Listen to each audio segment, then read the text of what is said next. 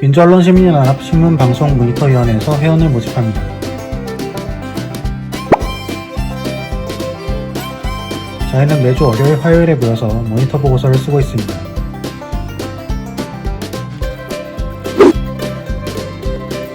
그동안은 이런 보고서들이 있었어요. QR코드를 사진 찍어주세요.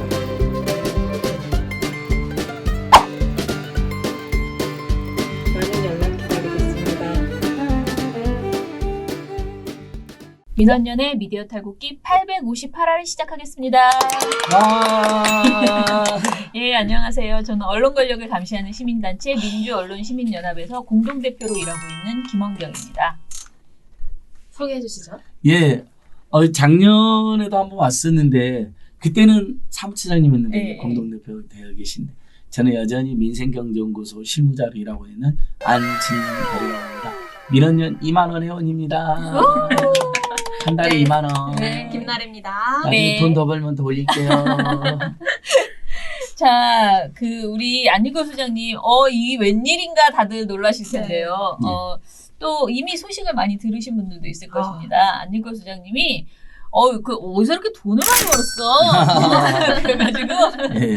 그래서 막 민원연에 기부를 큰 금액을 해주셨어요. 예, 그래서 아니 너무 작습니다. 네, 아니에요. 정말 큽니다. 그래서 저희가 한번 또 이래저래 그동안 어떻게 지냈는지, 그리고 사실 이 기부 때문이 아니고 조선일보와의 싸움을 우리보다 네. 더 열심히 해주고 계시잖아요. 예. 그 너무 고맙고, 기특하고 멋지고, 뭐 여러 가지 생각이 들어서 좀 시민들에게 우리 그 미디어 탈곡기 그 애청자분들께 꼭 전해드리고 싶어서 저희가 모셨습니다.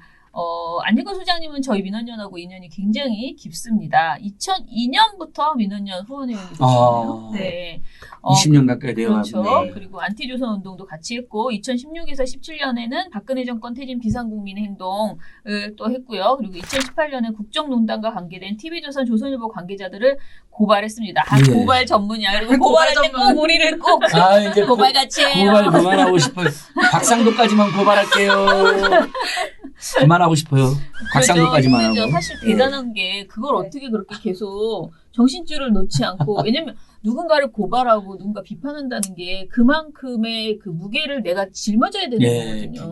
거거든요. 다 살면서 제 스스로도 뭐 부정한 것도 많고 크고 작은 잘못이나 실수도 하고 그랬는데 물론 이제 그런 권력형 비리라든지 가짜 뉴스를 생산해서 국민들을 죽이고 네네. 여론을 파괴하는 일은 안 했지만 네. 그래도 박근혜, 뭐 이명박, 이재용, 이건희, 조선일보, 방상훈 씨가 뭐야. 거대 권력자들을 고발한다는 게 솔직히 그러니까요. 어쩔 때는 겁도 나고 어쩔 때는 그리고 피곤하고 법을 몰라서 저러나? 아닙니다. 그런 생각도 좀 들어요. 어쩔 때는 실존적 고뇌, 제가 방금 말씀드린 것처럼 나는 얼마나 성인군자처럼 제대로 살았다고 남을 고발하나 이런 네네. 그런 실존적 고뇌도 들더라고. 근데 최소한 나는 남을 괴롭히지는 않으려고 네네. 노력하고 권력형 비리, 권력이 없으니 권력형 비리도 없을 거고 대신에 아무튼 우리 사회 정의와 경제 정의와 국민 민주주의를 파괴하는 박근혜, 이명박, 이재용, 이건희, 방상훈, 나경원, 네. 조선일보 이런 사람들은 고발을 어쩔 수 없이 하게 된 거죠. 예. 자, 그렇게 아무튼 저와 같이 고발을 여러 번 하시고요. 네, 우리 그리고, 김원경 네. 처장님 많이 도와주시고 네, 함께 해주셔서 고맙습니다. 어찌됐든 늘 민원연의 언론개혁을 응원하는 그 시민이자 든든한 또 참여연대 전 그 사무처장이시고 또 특히 지금 민생경제연구소 소장 된다면 더더욱이 언론 문제 네. 참여연대 있을 때도 열심히 해주셨지만 참여연대라는 그 조직의 어떤 그 일에 더 몰두하시다 보니까 예. 덜 하셨잖아요. 근데 이제 민생경제연구소 차린 다음은 아주 마음에 들어요. 이렇게 한 사람의 힘이 이렇게 크고 넓구나라는 생각을 저는 굉장히 많이 합니다. 네. 별 네. 말씀을. 자, 그러면 아시다시피 민원연의 미디어 탈곡기는 언론사 행태나 기사, 미디어를 비평하는 방송인데요. 오늘 그 조선일보 이야기를 먼저 해야지 될 것 네. 같아요. 그 6월 11일 약 3주 전으로 돌아가야 할 것 같은데요. 그날 조선일보를 그 고발하러 갔다가 그 조선일보 기자를 만나서 어처구니 없는 그 행동을 했던 그날의 이야기를 쭉 한번 풀어볼까요? 그러니까요. 저희가 이제 민원연 그리고 언론노조 네. 그다음에 경우에 따라서는 제가 단독으로 조선일보로 이제 그 전에 4번 이제 고발한 적이 있었습니다. 네. 그 뭐 방실과의 비리라든지 네, 방정호의 네. 갑질이라는 행령 의혹이라든지 네. 뭐 그다음에 박수환 문자 우리 네, 네. 민원연이 정말 강도 높게 네. 문을 내려라 문을 닫아라 조선일보는 그런 부분들에 대해서 같이 이제 고발도 했었는데 근데 검찰이 이제 수사를 안 하는 거죠 윤석열 네. 체제에서 그러던 와중에 이제 최근에 우리 민원연 모니터에도 잘 나왔지만 정의기억연대나 윤미향 당선자에 대한 뭐 정당한 비판까지 네. 또는 심지어 정파적, 편파적 비판까지는 얼마든지 뭐 수용할 수 있다고 저는 생각하고 있었는데 말도 안 되는 가짜뉴스까지 만들어서 보도가 너무 나오고 너무 심각한 네. 왜곡보도, 편파보도, 가짜뉴스에 의한 보도가 너무 심하니까 이렇게 되면 이건 한 사람, 한 단체 특히 30년간 일본 제국자들의 그 만행을 규명해 헌신적으로 규명한 정의기억연대를 아주 짓밟는 마녀사냥이고 네. 이런 행태는 우리 사회가 용납을 안 된다 해서 이제 가짜 뉴스는 이제 그 자체로도 뭐 언론중재법상의 대상이긴 하지만 형사적으로는 명예훼손 네. 그 다음에 그렇게 엄청난 가짜 뉴스를 퍼뜨려 가지고 업무를 아예 못하게 할 지경이었어. 업무가 사실 마비되어 버렸잖아요. 네, 정의연대가. 그래서 이제 업무방해 등으로 이제 고발을 6월 11일 날 2시에 하러 갔죠. 네. 본청에. 근데 이제 몰랐는데 뒤에 누가 끌렁끌렁 앉았었던 거예요. 나중에. 네, 그 네. 저는 이제 유튜브라든지 아 다른 영상으로 보셨군요. 예, 네. 또는 미디어 영상이라든지 이런 거 보니까 처음부터 네. 기자님도 한 20명하고 대하고 있는데 말고 뒤쪽에 네, 끌렁끌렁 맞아요. 앉아갖고 있다가 네. 네.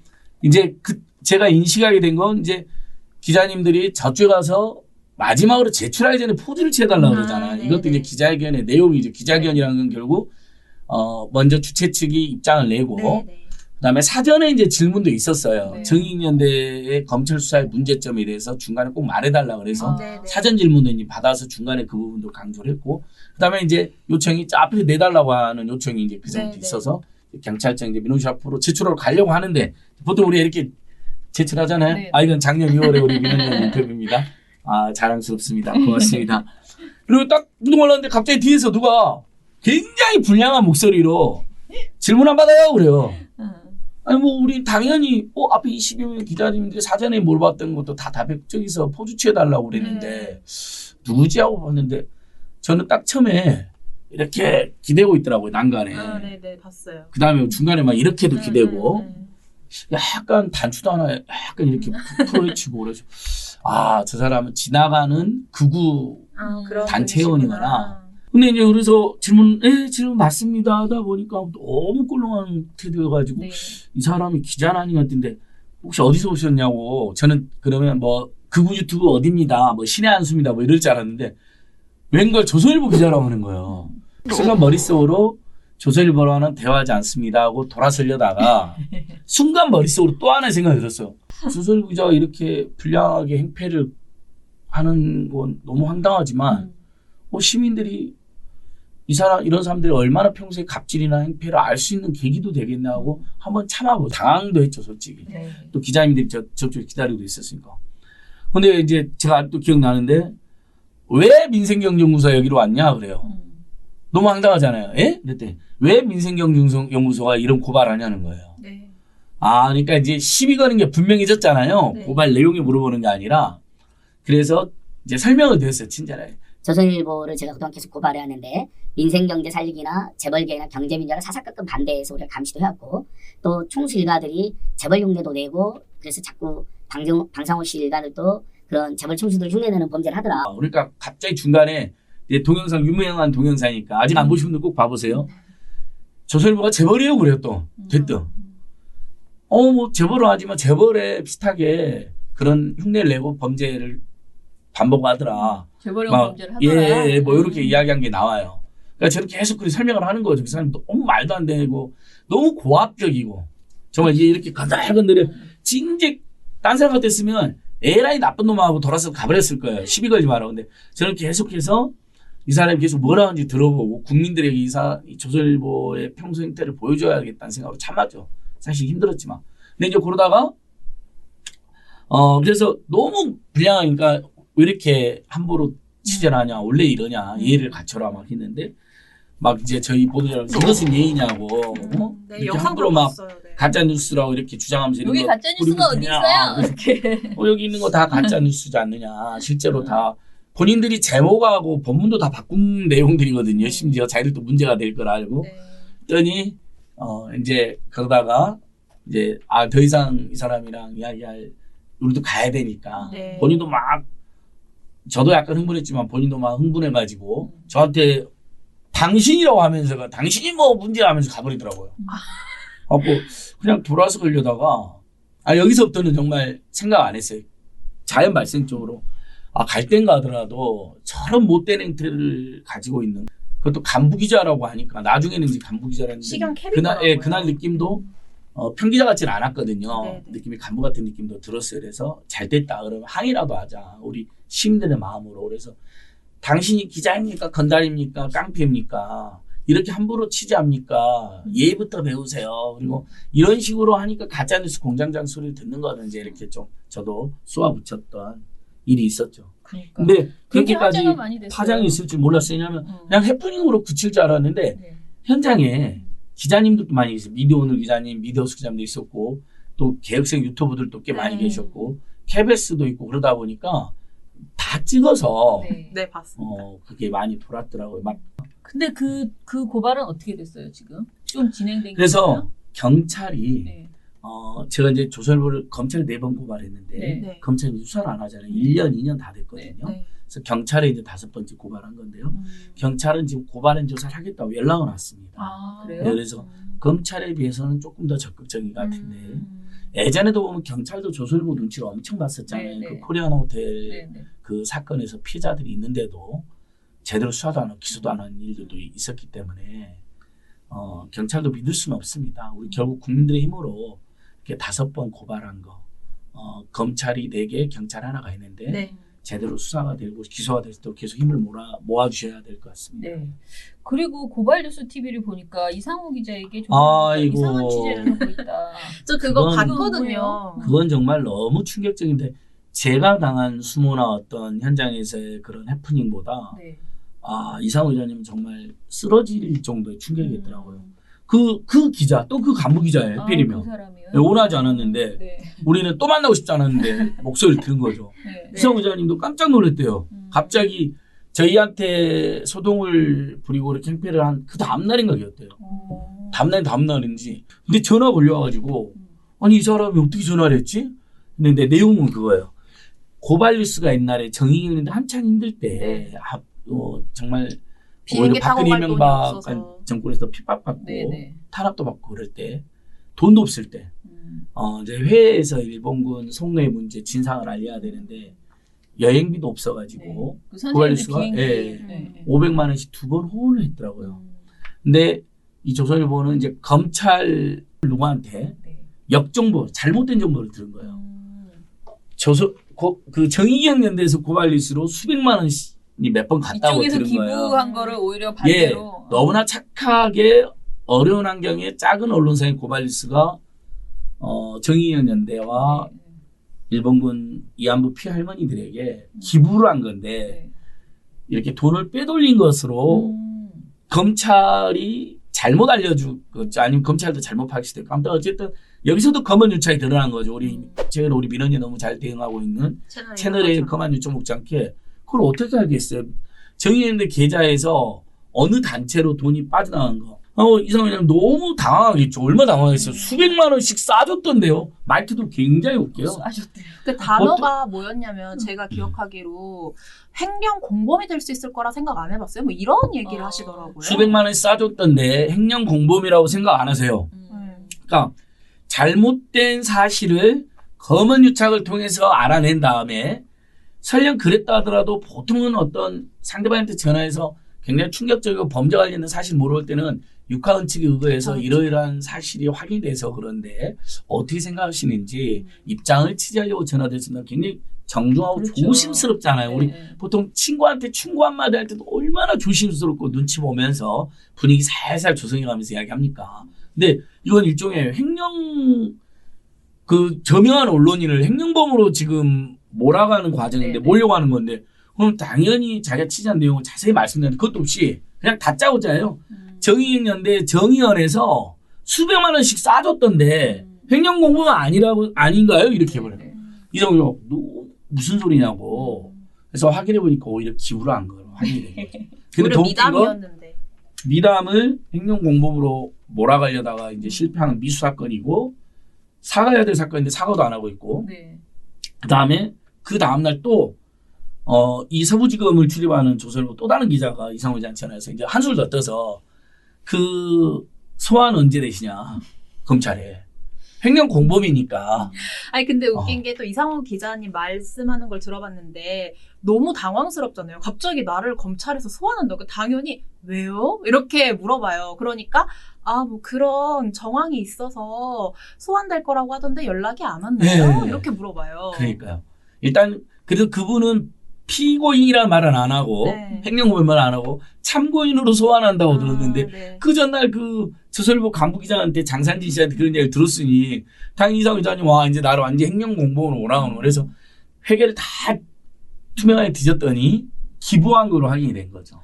그래서 이제 완벽한 조선일보의 잘못이자 실수이자 패착으로 드러나고 검언유착의 증거만 확인이 된 건데 아직도 그 두 기자가 사과도 안 하고 있다는 겁니다. 그 웬만한 기업인이나 일반인이 그런 전화 받았으면요 쓰러집니다. 그러니까요. 충격으로 검찰이 공범으로 몰았지 소환 조사한다고 그러지 횡령했다고 그러지 그것도 일반 사건이 아니라 세상을 떠들썩하게 하는 사건이죠. 그 다음에 두 명이 번갈아 하면서 여러 번 전화를 했죠. 소환 그러면 몸좀 눕습니다. 아무리 법을 다 지킨 민간인도 내가 그런 거 있잖아. 내가 뭘 잘못했지. 그 다음에 내가 혹시 기억 못하는 잘못이 있나 아니면 사촌의 발전이 혹시 나한테 모함을 한 사람이 있나 하면서 쓰러지죠. 실제 이상호 기자님도 이 방송할 때 눈물을 우셨어요. 흘리셨어요. 못 참으시. 왜냐면 너무 힘들었대. 그 이틀 동안이. 왜냐면 너무 황당하니까 갑자기 안 그래도 여러 가지 사건으로도 힘들고 고발 리스트 열악한 상황인데 느닷없이 전화해가지고 횡령 공범으로 몰아버린.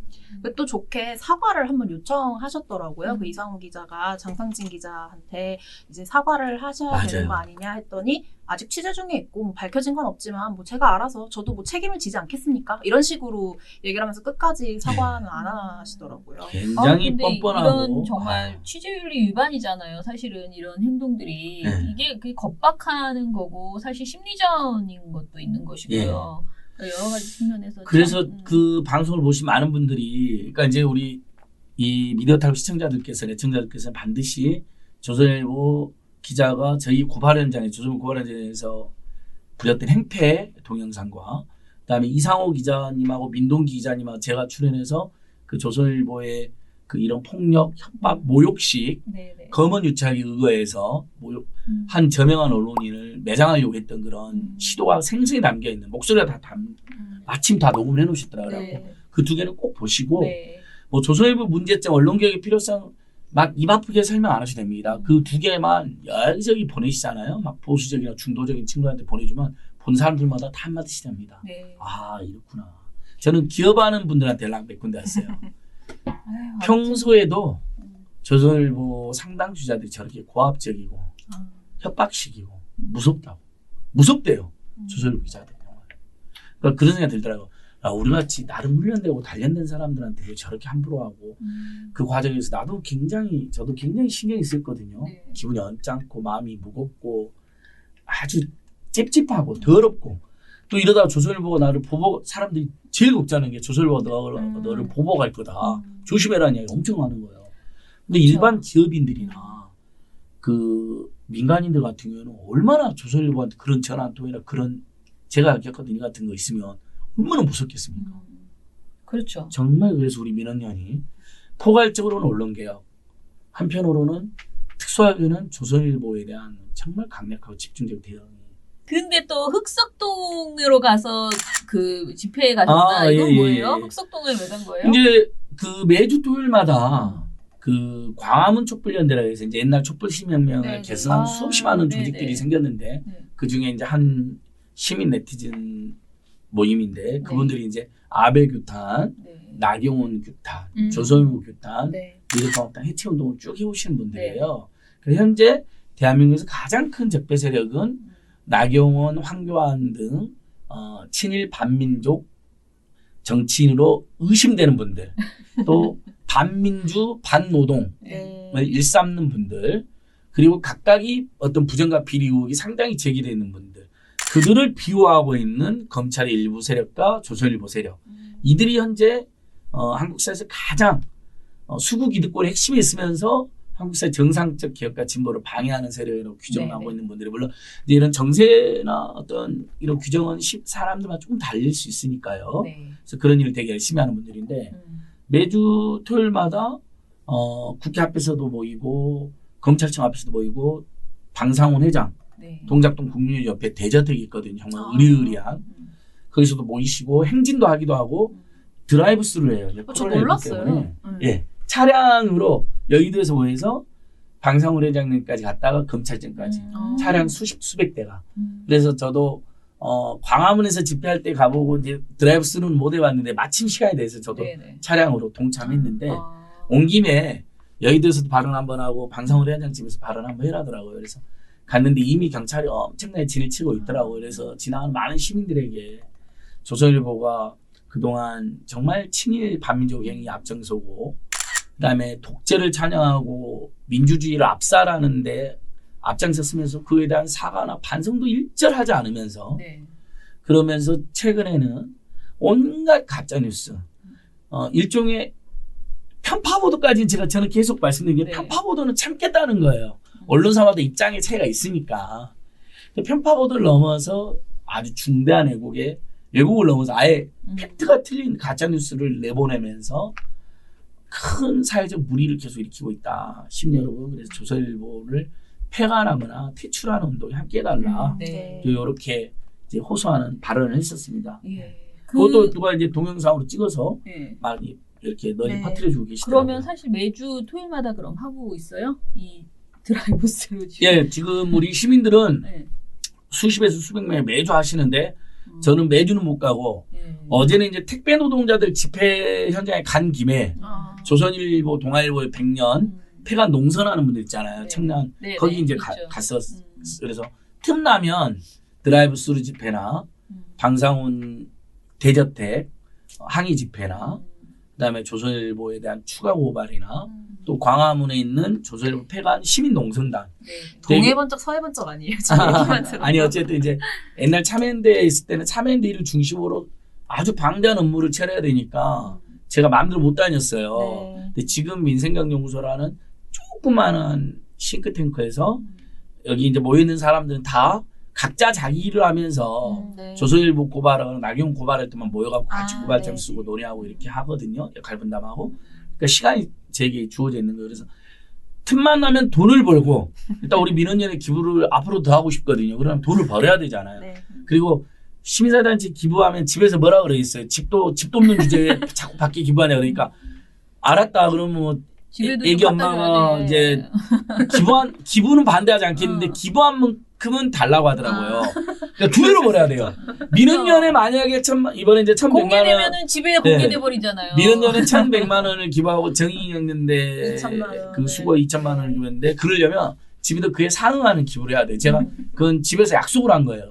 아, 밖에 기부할 때 매칭을 하겠다 반드시. 네. 별 매칭 다 해. 그러니까 평소에 주는 생활비 외에 집에도 어떻게든. 네. 근데 사실은 제가 무슨 너무 멋지다. 아닙니다. 아니 처장님 대표님.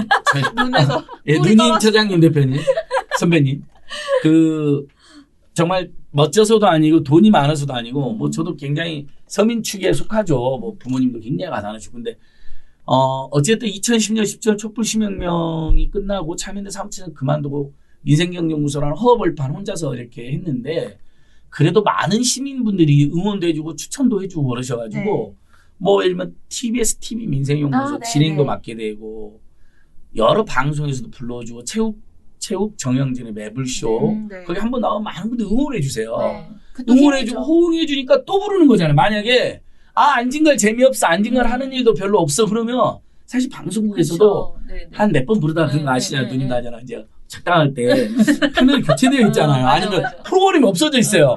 아니면 그냥 연락이 안 와요. 갑자기.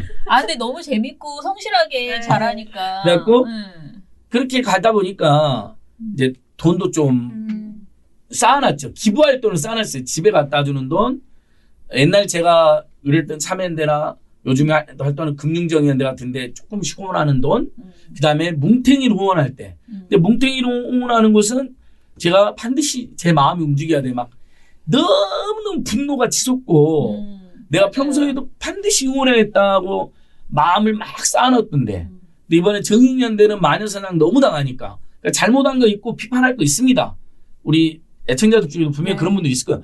저는 괜찮아요. 우리 애청자들이 그렇게 정당하게 정말 할 수 있는 말을 하는 분들이 하는 건 좋은데 평소에 정의연대 활동에 관심도 없고 오히려 맨날 친일 반민주의만 했던 그런 조선일보나 미통당 세력들이 정의연대를 없는 사실까지 있는 것처럼 음해하고 왜곡하고 가짜뉴스 공개하는 거 보니까 열받아서 거기는 예, 옹호가 필요하다 이럴 때는 2천만 원. 그다음에 그러면 이런 가짜뉴스들을 생산하고 왜곡보도를 쌓는 자들하고 누가 제일 싸우고 있나. 그러니까 우리 민원인밖에 없는 거예요. 그것은 그러니까 저는 어떻게 생각하냐면 시민들이 어떻게 보면 방송 제가 출연을 시민들 때문에 할 수 있었고 강의도 시민들이 불러줘서 갔거든요. 상지대 초빙 교수도 그런 촛불시민혁명 때 열심히 하고 참여했는데 열심히 하고 시민들이 호응해 준 것 때문에 상지대에서 그런 시민 참여, 사회 변혁에 대한 강의를 해달라는 거예요. 전부 다 보면 시민들과 함께 했고 응원해 주셨던 덕분에 제가 돈을 벌게 됐잖아요. 그러니까 이 돈은 제 돈이 아닌 거죠. 어차피 사회로 돌려줘야 할 돈이었던 거죠. 멋있습니다. 아닙니다. 저는. 아시다시피 멋있는 것과는 거리가 멀고 평범한 이웃입니다. 네. 지금 제가 얘기하지 않아도 이렇게 쭉 진도가 나가가지고요. 거의 모든 우리가 듣고 싶은 얘기를 했는데 딱 하나 안 한 게 있어요. 나경원 의원 고발한 거 있잖아요. 아, 반드시 해야죠, 반드시 해야죠. 이게 MBC에서 사실 스트레이트에서 굉장히 이제 잘 다루긴 했어요. 근데 약간 그 이제 진척이 지금 어디까지 돼 있는지 요 사안을 좀 정확히 알고 싶어요. 진짜 이것도 조선일보랑 또 관련이 있습니다. 당연히 그러니까 나경원에 대한 대응 자체도 굉장히 의미가 있지만 이 나경원 대응을 연구하다 보면요. 검찰의 문제점이 드러납니다. 10번이나 고발했는데 어떤 사건은 엄청난 직권남용을 막 저지르잖아요. 몇몇 사건들에 대해서는. 근데 어떤 사건들에 대해서는 지독한 직무유기라고 있는 대표적인 사건이 나경원 수사 안 하잖아요. 최성희의 사학비리는 다 사실로 확인됐거든요. 전 동아일보 수사 안 하잖아요. 근데 검찰이 자기들을 비호하고 도와줬다고 생각하는 거예요. 이 두 사람을. 그 수사 안 하는 거고. 이제 일각에서는 윤석열 총장과 나경원 씨 부부의 특수관계 의혹도 제기하죠. 뭐 그런 부분들은 정확히 확인은 안 돼 있지만 분명한 건 나경원 씨 남편이 김재호 판사가 윤석열 씨 장모의 재판을 1년 안팎 맡았었던 건 팩트로 확인이 됐습니다. 재판을 좀 지연했죠. 한 6, 7개월 정도. 거기에 대한 이제 피해자, 재판 피해 당사자의 문제 제기가 있으니까 요건 이제 다시 한번 소개해 드리고요. 근데 이번에 이제 어떤 일이 있었냐면요. 일단 나경원에 대한 10차까지 검찰에 고발했고 검찰은 여전히 수사를 안 하고 1년 다 돼갑니다. 시민 여러분. 경찰에 제가 11차 고발했습니다. 선관위에 10차 고발하고 지금 경찰은 저를 불러서 고발인 조사를 2번 했습니다. 역시 경찰이 검찰보다는 좀 더 적극적이었는데 경찰도 눈치를 보는 요즘 좀 주춤하는데 계속 저는 경찰이 더 나서야 된다 이야기를 하고 있는데 이게 또 조선일보는 어떤 관련이 있냐면요. 아까 이제 방상훈과 관련된 사건들, 조선일보 관련된 사건 윤석열이 수사 안 한다 그랬잖아요. 윤석열 검찰이 대표 수사 안 하는 사건 중에 나경원 사건, 최성해 전 총장 사건, 윤석열 장모와 와이프와 관련된 사건, 윤석열의 채찍근인 윤대진, 윤우진 형제와 관련된 사건. 그 다음에 윤석열의 또 뭐 같은 검찰의 한 편이 먹은 서울시 공무원 간첩단 조작 사건. 뭐 이런 것들 봐줘버린단 말이죠. 수사를 안 하거나. 이런 유사성이 하나 있고. 근데 이번에 나경원 관련 보도 갑자기 나옵니다. 나경원이 낙선한 다음에. 나경원 씨 아들의 제1저자 논문이 서울대 조사위원회에서 문제없다는 결론이 나왔다는 거예요. 근데 이 문제없다는 결론도 완전 황당한 결론인데 첫 번째 보도를 조선일보가 단독을 붙여서 합니다. 내막을 보니까 서울대 조사위원회에서 저 1저자 아들이 논문을 2개를 썼는데요. 서울대 연구실을 무단으로 특혜로 대한민국 고등학생들도 쓸 수 없는 걸 국적이 한국인지 미국인지 여전히 논란이 있는 미국에 있는 고등학생이 5, 6주나 썼습니다. 대한민국 국민 누구도 국민들이 우리 국민이 낸 세금으로 운영되는 서울대 연구실 실험실을 쓰지 못합니다. 한국의 고등학생이 신청하면 받아주질 않습니다. 기본적으로. 근데 그리고 담당 교수도 고등학생이 전혀 알 수 없는 내용이었다고 실토를 했습니다. KBS 9시 뉴스 나와가지고요. 근데 제일자 논문에 아무 문제 없다라고 하니까 첫 번째 그러면 언론이라면 서울대 조사 결과의 문제점을 지적을 해야 됩니다. 조사 결과 아무 문제 없었다라는 스트레이트성 보도도 해야 되지만 네. 문제점도 이어지는 지적해야 되는데 해석이 하나도 없이 그냥 필요하죠. 조선일보가 단독으로 네. 아무 문제 없다는 분위기를 잡는 거죠. 네.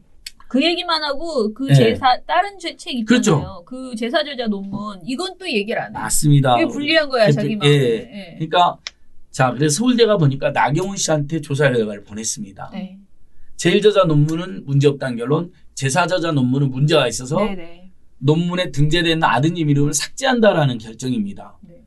그러면 둘 다가 문제가 된 경우에 언론이나 전문가 집단은 그걸 받아들이면 제가 주변에 있는 기자들한테 물어보고 언론하게도 네. 당연히 국민적 의혹이 있었던 것 중에 팩트가 확인된 걸 먼저 제사저자 논문이 문제 저자가 나경원 아들이 고등학생 이름으로 올린 그것도 서울대 대학원생이라고 처음에 이름을 네. 네. 사기를 친 이 저자 논문은 취소하는 걸로 결론이 났다가 먼저 보도가 돼야 되는 겁니다. 네. 사회적으로 문제가 됐고 한참 이슈가 됐으니까. 네, 그렇죠. 한편 제일자 논문은 이래저래해서 문제가 없다는 결론을 냈다고 했는데 이 역시 문제가 있죠. 이 문제를 사실은. 제기한 집단들은 계속 항의를 하고 있다고 한 게 이게 공정한 언론이고 우리 편 들어달라는 거 아니에요. 팩트잖아요. 제4자 논문이 취소가 됐고 어쨌든 저자 자격 없는 저자 이름 올린 것은 중대한 문제고 이걸 미국에 있는 UMFC 학술대도 냈고 경시대도 냈고 IEE라고 하는 세계 최대 학술기구 학술대도 냈고 네. 예일대도 이 두 군데 낸 거 확인했고 예일대도 냈을 가능성이 매우 높거든요. 그럼 엄청난 국제망신 업무방해를 한 겁니다. 검찰 논리대로라면. 근데 그건 보도를 하나도 안 하고 제일자도 문제없다라고만 나간 거예요. 자, 그러면 여기서 단독이 어떻게 나오는지 알겠죠? 서울대 조사위원회에서 나경원한테 보내주고 네. 저희한테 문제제기는 저한테 알려주도 않고 청원도 냈는데 저희는 나경원이 생각했겠죠. 이걸 어디에 어느 언론에 줘가지고 마사지를 할 것인가 문제없다는 조선일보에 준 거죠. 네. 그러니까 조선일보가 뭐 이건 어디까지 추정이지만 매우 유력한 추정으로 보인다. 딱 받아서 나경원 의도대로 제일자자 논문 없다고 단독으로 확 내보내니까 자 여기서 조선일보와 나경원 문제점이 또 한 번 드러나는데 그런 유착관계가 더 하나 저는 우리 민원연 회원님들이나 우리 대표님 우리 활동가님한테 더 큰 것은 이걸 그대로 연합뉴스와 YTN이 받았었다는 겁니다. 최소한 더 중립적이고 국민의 세금까지 투여되고 있는 공영통신사 준공영 방송사에서는 설령 그게 단독 보도로 조선일보가 처리됐다 하더라도 여전히 논란이 남는다는 소개라도 해준다든지 조금 추가 취재해서 제4저자 논문 그럼 제4저자 논문 어떻게 되는지 당연히 궁금한 거잖아요. 그렇죠. 또 조선일보 보도를 거의 베껴가지고요. 네. 똑같이 자기들은 단독이 아니니까 이제 두 번째나 세 번째니까 대서특필했습니다. 심지어 진보언론이라는 경향신문까지요. 근데 그런 경우들이 제가 거의 너무- 다였어요. MBC 외에는 거의 대부분의 대표님께서 보도가 제가 그걸 보고 너무 속상하고 너무 실망스러운 거예요.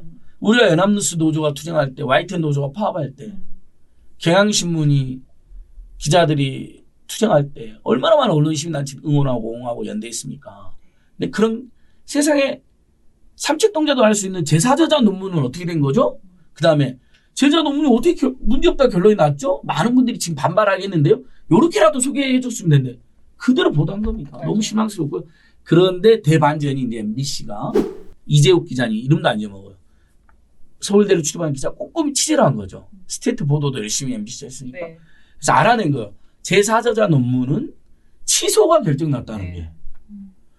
아니 누구나 전화하면 알아낼 수 있는 건데 물론 이제 취재원이 있었어야 했겠지만 그래서 대반전이 일어난 거예요. 제4저자 논문은 취소.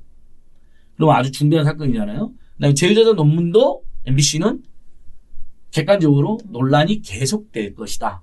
이렇게. 근데 그게 참 대반전이라고 말하기 민망한 게 그 MBC만 보도했어요. 몰라. 예. 사람들이. 그래서 이제 저희가 보기엔 대반전인데 널리 이제 알고는 있는데 그쵸. 그다음에 네. 그러니까 MBC가 그렇게 보도를 하니까 그나마 이제 오마이뉴스 네네. 그다음에 신문고 뉴스 이런 데만 보도가 된 거고 맞아요. 일부 자유기구화들이 이제 문제 제기하고 시민들이 페이스북하고 막 저희 이제 퍼나르고 퍼나르고 이렇게 있고 하시더라고요. 황희도 TV 뭐 그다음에 타파 TV에서 이제 특별히 나경원 재산 논문 취소 중대한 사건이 나오고 있는데 많이들 보고 계세요. 네. 근데 저는 그래서 우리가 조선일보를 중심으로 조중동 애국보도에 우리 언론개혁단체들이 싸우는데 연합뉴스, YTN, 경향신문 내부 구성원에게도 감히 함께 이런 문제 고민해봤으면 좋겠어요. 저는 그분들 여전히 애정이 있고 신뢰하니까 이렇게 보도하는 게 정말 최선이었는지. 저희 오늘 오전에 사무처회의 때도 약간 그런 토론을 했잖아요. 근데 이게 모든 것을 정파적이다라고 주장하면서 모든 것을 그냥 이건 정파적, 그러니까 그들은 그들의 정파에 따라서 그런 행동을 하는 것이고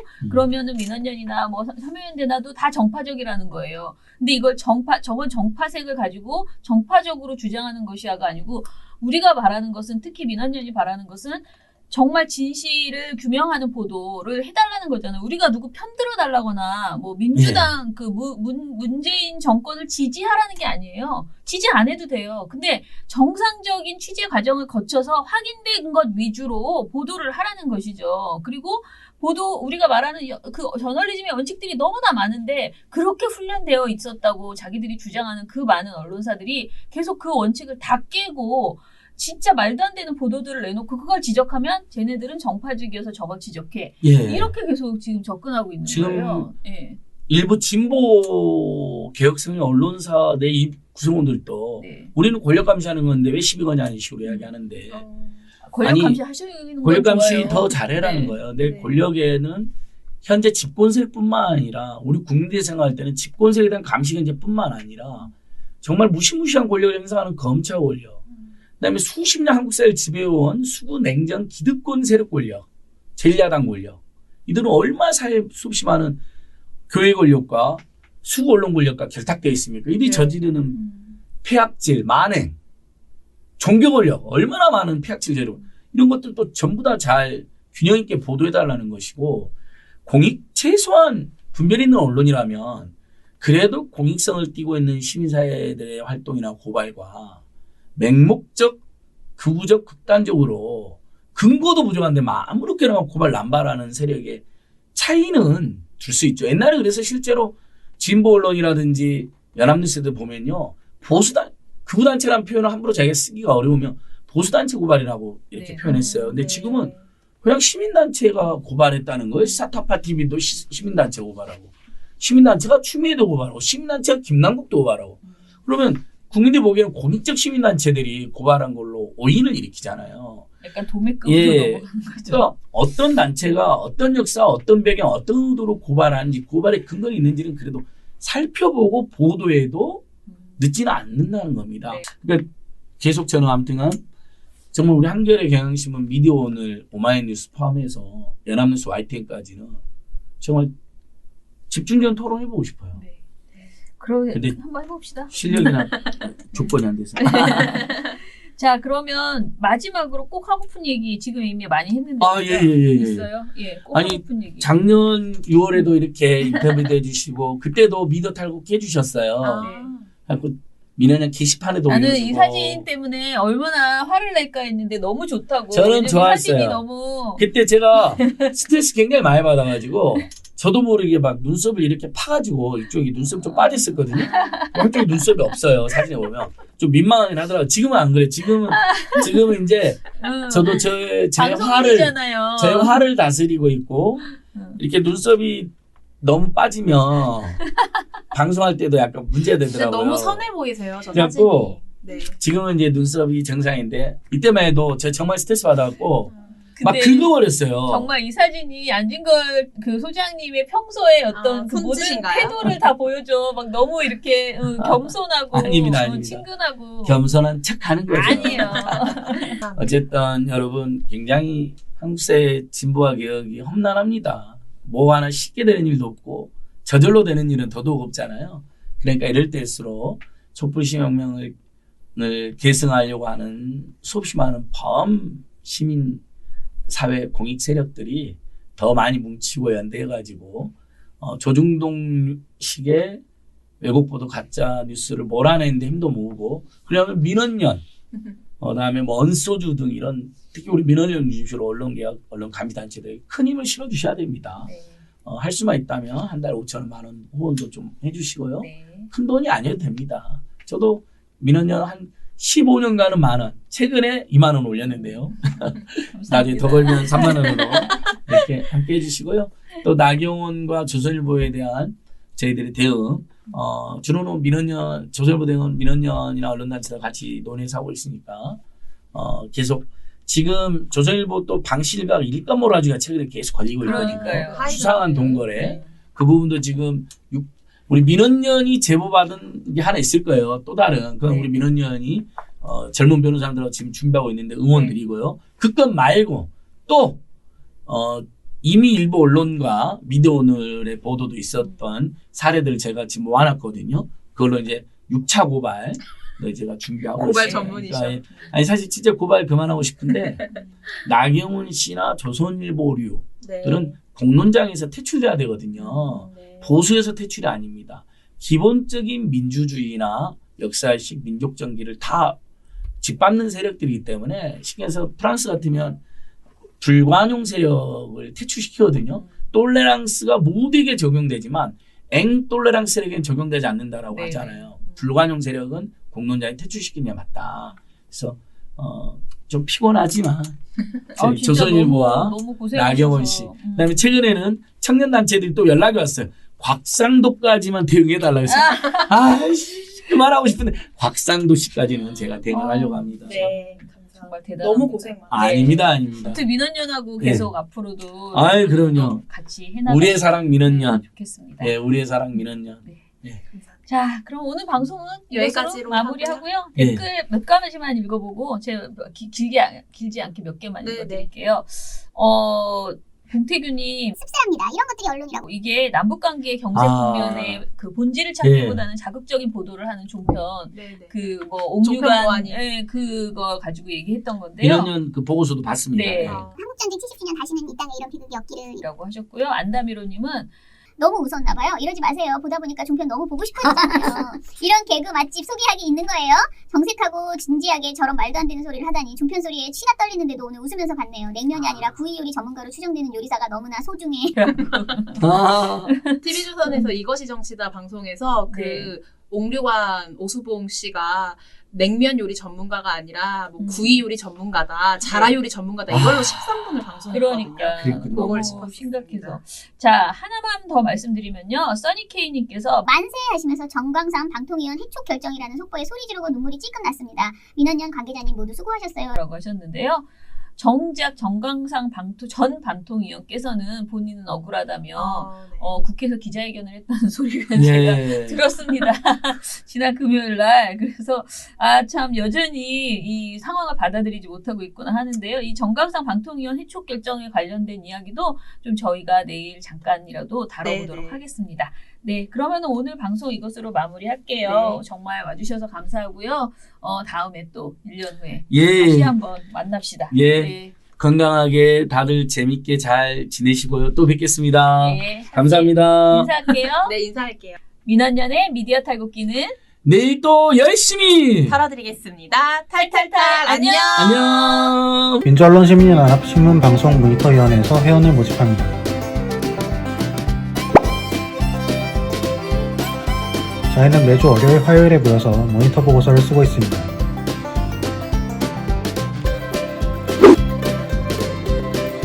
그동안은 이런 보고서들을 썼어요. QR코드를 사진 찍어주세요.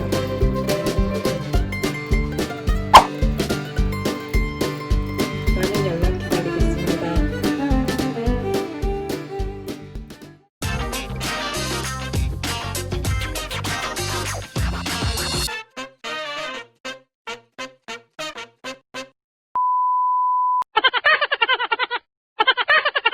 자, 여기 마지막 것만 연습하면 내가 민원연의 미디어 탈곡기는 하면 소장님이 내일도 열심히 해야 돼요. 털어드리겠습니다. 같이 하는 거야. 알았지?